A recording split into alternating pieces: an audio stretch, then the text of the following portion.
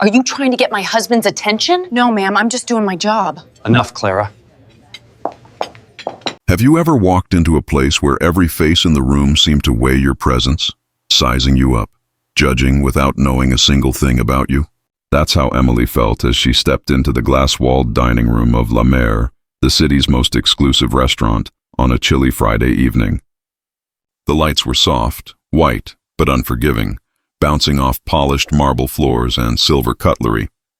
She had taken a deep breath, trying to steady her nerves, adjusting the worn apron over her crisp white blouse. No one here knew her, no one except maybe one person she had hoped never to see again.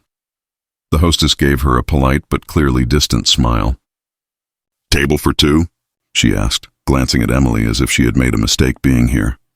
Emily nodded, and the hostess led her past private booths that glimmered under dimmed lights, past men in tailored suits and women with silk scarves dangling from their shoulders. Then, near the corner, Emily froze for a heartbeat. He was sitting there. Not just him, but her, Thomas Voss. Her first love, her mistake, her heartbreak, wrapped up in one impossibly composed figure. He hadn't seen her yet, or maybe he had, and had chosen not to react. His back was straight, shoulders relaxed, the kind of quiet power she had always found both magnetic and infuriating. And next to him was that woman. The one with the sharp cheekbones, platinum hair pulled into a tight knot, dressed in black and white elegance that screamed old money. His wife. Emily's stomach clenched. She had rehearsed this night in her head more times than she could count. She wasn't supposed to be here. Not in this world of crystal chandeliers and whispering waiters. But she was here because she needed this job, and she was damn good at it. The training at the bistro, the long shifts, the way she remembered every wine on the menu, every dietary restriction, it had all led to this. She could do this. She would do this. Her first table of the evening was Thomas and his wife. Emily approached, hands steady despite the storm inside her chest. "Good evening. I'm Emily. I'll be taking care of you tonight." Her voice was calm, professional, even as the memories of laughter and arguments, of promises whispered and broken, surged unbidden. Thomas looked up, his face registering a flicker of recognition, quick and fleeting, and then nothing. His wife, however, did not miss a beat. She arched an eyebrow, eyes narrowing. "You're the new waitress? You don't look sophisticated enough for a place like this," she said, the words sharp as knives. She leaned back in her chair, smirking, clearly enjoying the moment. "I mean, no offense, but you're not what I expected." Emily paused for a fraction of a second, the color rising to her cheeks. Around them, other diners glanced up, sensing the tension, whispers floating through the air. She had been insulted countless times before, but this had a sting she couldn't ignore. Yet she remembered her training, her pride, and more importantly, she remembered who she was dealing with. She smiled, careful and measured. "No offense taken," she said. "Would you like some wine recommendations? We have a rare vintage that pairs perfectly with tonight's specials." Thomas's wife tilted her head, studying her like a puzzle. "I don't think you're qualified to recommend anything. Perhaps the manager should take over." Her tone was mocking now, louder, meant to embarrass her in front of the other diners. Emily's jaw tightened, but she didn't back down. Instead, she kept her gaze polite, calm, unwavering. "I assure you I'm fully qualified. But if you prefer, I can bring the sommelier over as well." Thomas's hand rested lightly on the table, fingers brushing over the crystal glass. Emily noticed how his eyes flicked to hers, a silent recognition that seemed almost guilty. She remembered every late-night conversation, every time he had held her hand and promised forever, only to vanish when life became complicated, when ambition pulled him away. And now here he was, silent, observing the humiliation of the woman he once loved. The wife, sensing the hesitation, leaned forward, voice dripping with contempt. "Well, aren't you just common?" she said. "Serving here, cleaning up after others? I can't imagine why someone like you would even be in the same room as us." The words were cruel, intended to cut Emily down completely. She felt her throat tighten, the urge to snap back burning inside her. But she forced herself to breathe, forcing control over the fire. Instead of responding with anger, Emily smiled again. "I see. Then perhaps I'll leave you to decide on the menu. I'll be right back with the specials card." Her voice was steady, soft but firm, carrying a quiet confidence that was almost dangerous in its calmness. As she walked away, she felt Thomas's eyes on her back.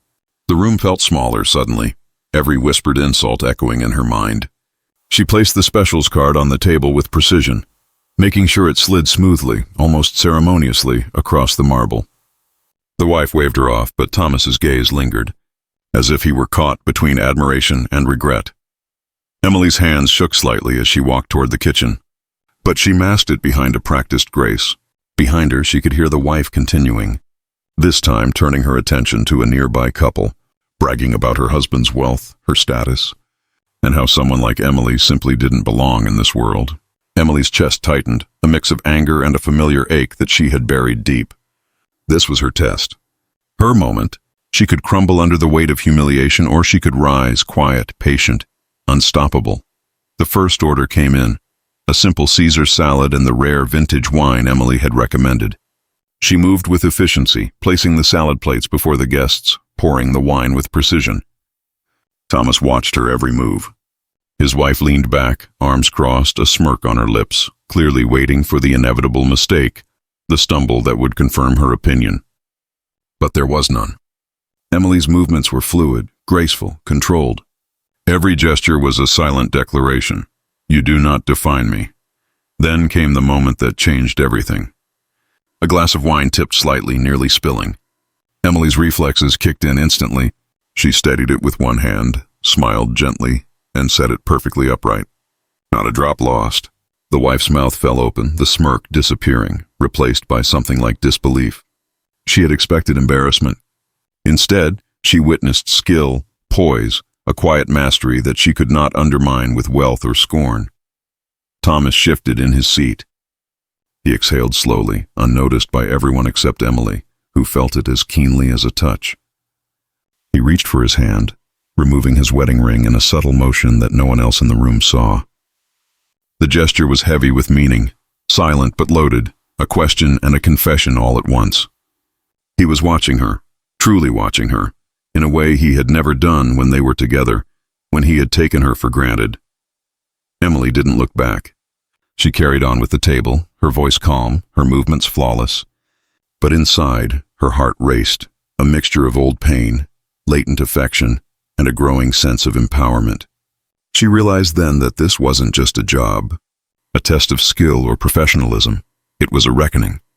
When she returned to the kitchen, she leaned against the counter for a heartbeat, letting the tension ebb just slightly. Her fellow staff members glanced at her, eyes wide with quiet admiration. She had handled the storm with grace, but she knew the real storm hadn't even begun. From the corner of the kitchen, she saw Thomas's wife watching, her expression flickering between frustration and something that almost looked like fear. Emily let herself smile faintly, a slow, deliberate curve of lips that carried calm, silent victory. She wasn't here to win a game of social status. She was here to remind a man who had once broken her heart that she was no one's lesser, that she had grown, that she had become unshakable. And Thomas. He had just realized what he had lost, what he had failed to recognize. Her next table was a different kind of challenge. A group of business executives, the kind who could tear apart a service staff member with a single word, were debating loudly over their phones and laptops. But Emily moved among them with ease, noting dietary restrictions, refilling water glasses before they were empty, anticipating needs that hadn't yet been voiced. She felt the weight of her presence, but this time it was a quiet confidence, a reassurance to herself that she could survive this, that she could thrive. Back at Thomas's table, the wife was simmering. She leaned toward Thomas, whispering sharply, her voice coated with thinly veiled anger. "Why are you staring at her like that? She's just a waitress, a nothing." "Don't make me regret agreeing to dine here." Thomas's hand hovered near the table, still ringless. "I'm not staring," he said carefully, his voice low, almost unreadable. But Emily, moving back to the table with the next course, caught the way he tightened his fingers ever so slightly. Emily placed the plates down with precision, the aroma of seared salmon and roasted vegetables filling the air. The wife frowned, scrutinizing the dish as if she could find a flaw to attack. Emily noticed, her heart quickening, but she did not flinch. She stepped back, offering the slightest polite smile, a silent acknowledgement that she was fully aware of the scrutiny and utterly unfazed. A sudden movement caught Emily's attention. A glass of red wine near Thomas wobbled and tipped slightly, spilling a thin stream across the edge of the table. She bent quickly to grab a napkin, moving instinctively to prevent the stain from spreading. But the wife's voice cut through the hum of the room like a blade. "Oh, are you trying to get my husband's attention now?" She sneered, her words sharp, dripping with accusation. "Trying to distract him while you serve? How pathetic." Emily froze for a heartbeat, the familiar fire of indignation rising in her chest. Every nerve screamed at her to snap back, to humiliate the woman in return, to remind her that wealth and arrogance could not touch her dignity. But she drew in a slow, deliberate breath, grounding herself in calm. "I'm simply cleaning up the spill," she said, voice steady, measured. "That's all I'm doing." The wife laughed, a cold, brittle sound, leaning forward slightly. "Don't pretend, Emily, I can see what you're doing. You're trying to make him notice you. Isn't that right? You always wanted him, didn't you?" Her words, laced with venom, hung in the air, intended to provoke, to humiliate, to draw Emily into a public confrontation. But this time, Emily did not retreat. She straightened, holding the napkin with quiet precision, her eyes unwavering. Her heart raced, old memories surfacing, years ago when she had tried to reach for Thomas in moments that mattered, and he had stood back, hesitant, afraid to act, leaving her alone in the storm. She would not be powerless now. Thomas's expression darkened. He had been watching, silent, his chest tightening as he heard the accusation. The way his wife twisted the moment, the way she attacked Emily under the guise of jealousy, ignited something in him he had buried for too long. He pushed his chair back firmly, standing in a single motion that drew the attention of the table and a few nearby diners. "Shut up," he said, low, sharp, and absolute. The words cut through the air, leaving no room for argument, no space for dismissal. The wife's eyes widened, a mixture of shock and indignation, and she faltered, realizing that he was no longer indifferent, that he would not let her manipulate the moment. "I will not have you speak to her that way," he added, his voice controlled but unyielding. "Ever." The words hung in the air, leaving no room for argument, no space for manipulation. Emily felt a rush of relief, tinged with disbelief. Years of hurt, of being left alone when she needed support, of enduring humiliation silently, suddenly seemed to converge in this one moment. He was standing up for her now, in the same position he had failed in years ago, in 2017, when he had let her face ridicule alone. He was finally present, finally protective, finally courageous. The wife's lips parted in shock. She had not anticipated this, had not expected that her husband would speak so firmly, would finally assert himself. Thomas had chosen Emily, and in doing so, had undone the power she had assumed she held. For a moment the room seemed to still, all eyes drawn to the quiet, charged tension of the moment. Thomas's hand moved slowly to retrieve the ring he had removed earlier. With deliberate care he slid it back onto his finger. The gesture was subtle, almost casual, but the meaning was unmistakable. Acknowledgement, respect, commitment, and an unspoken apology for the years he had not acted. Emily's chest tightened as she saw it. The man who had once left her unprotected was now standing firmly by her side. He had returned not just the ring, but the recognition she had longed for, the validation of her worth, and the assurance that he would not fail her again. The wife's mouth hung open in shock, her eyes darting between Thomas and Emily. Her breath caught as she realized the enormity of what she had just witnessed. The man she had assumed would always obey her, always bend to her ego, had instead defended a waitress, Emily, fully, decisively, and in a way that could not be ignored. She had lost her leverage, her control, her ability to manipulate. For the first time, she was powerless. "I am your wife, Thomas. How could you defend her over me?" She slammed her hands on the table and then abruptly stood, chair scraping the marble. Her heels clicked sharply as she stormed toward the exit, flinging open the door and slamming it behind her. The room seemed to hold its breath in the wake of her departure. Emily straightened fully, a small, controlled smile touching her lips. She didn't need to say a word. Her calm, her dignity, and Thomas's intervention spoke volumes. For years, she had endured humiliation, heartbreak, and loneliness. But now, she had been seen, fully, by the man who mattered, by the one who had once failed to recognize her strength. Thomas returned to his seat, his gaze lingering on her briefly, softening with warmth and admiration. "I should have done this years ago," he said quietly, almost to himself. "I should have stood by you then." Emily met his eyes, a faint smile tugging at her lips. "You're standing now," she said, voice calm but full of meaning. "That's what matters." Later, when she returned to the kitchen to collect another tray, she leaned against the counter and exhaled slowly. Relief, triumph, and quiet satisfaction mingled in her chest. She had survived, and she had been recognized, not for a fleeting moment of showmanship, but for her unwavering strength and composure. The man who had once let her face humiliation alone had now chosen to stand up.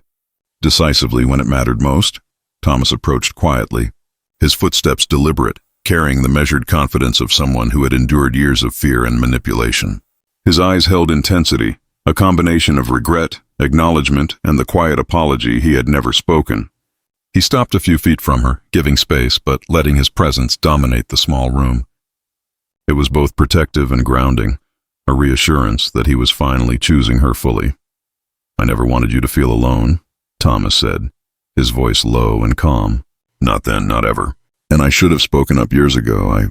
I should have been braver."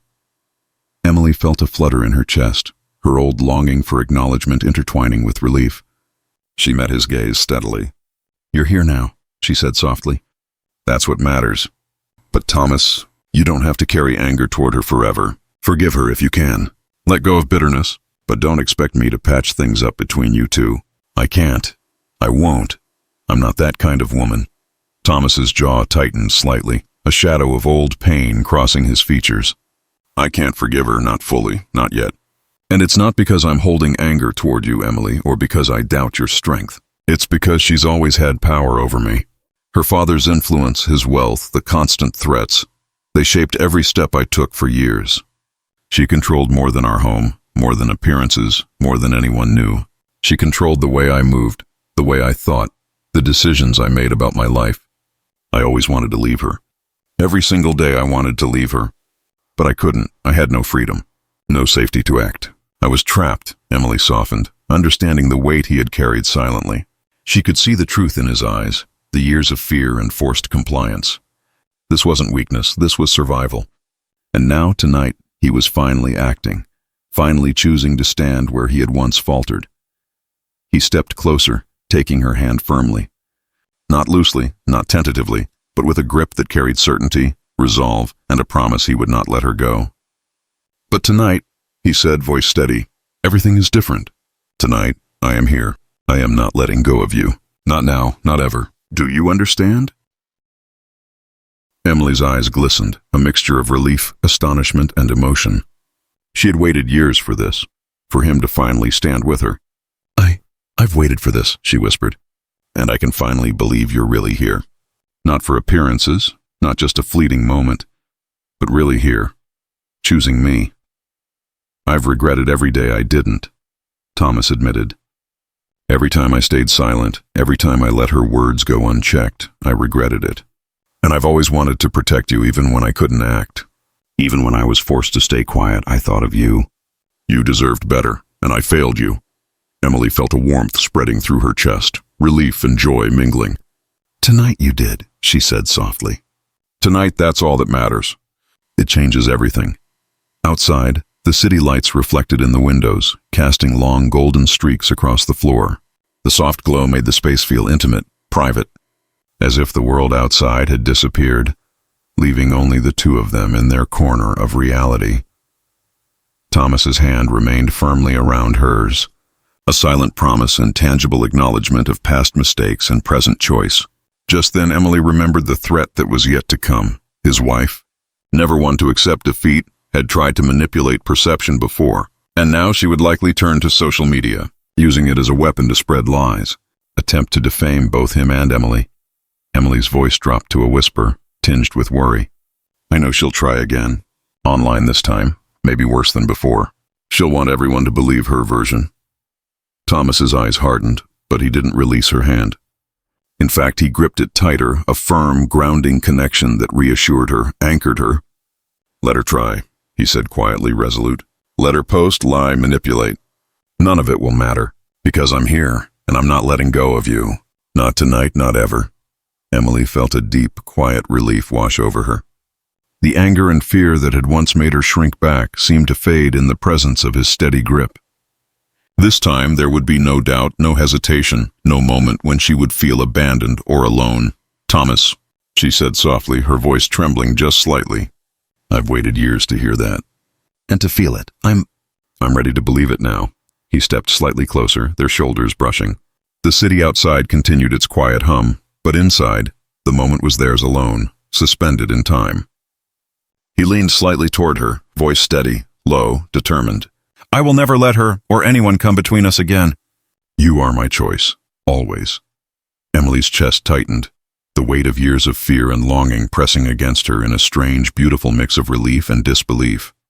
"Then let's start from here," she said, finally letting herself smile fully. "From now. No past, no what-ifs. Only now, only us." Thomas nodded, the tension in his shoulders easing slightly. He could feel the ghosts of 2017 and the years of silence fading. He had acted decisively, and in doing so, reclaimed a part of himself he had been denied for too long. A few moments later, as they walked slowly toward the exit, their hands still locked firmly together, Emily glanced up at him, the streetlights reflecting in her eyes. "We're really here, aren't we?" He squeezed her hand tightly, unwavering. "We are," he said. "And I will never let go again." The past had shaped them, refined them through pain, heartbreak, and separation. But tonight was different. The reunion was quiet, understated, yet monumental. A cinematic moment of redemption, recognition, and the promise of a shared future. Together they stepped into the night, leaving anger, fear, and manipulation behind. Every step forward was deliberate, intentional, and shared.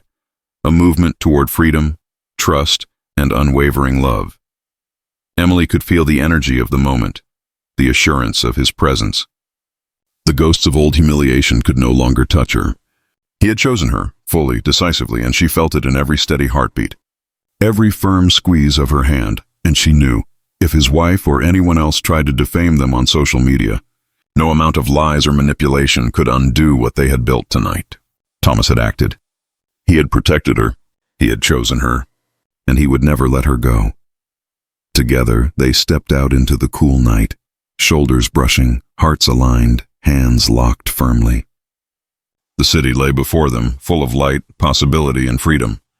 They had survived the past, endured the pain, and now they were free to define their future. Every stride was a deliberate step away from fear, a step toward trust, love, and unshakable partnership. Emily glanced at him again, voice soft, awed. "We're really here. We made it." Thomas gave her hand one last firm squeeze, steady, unflinching.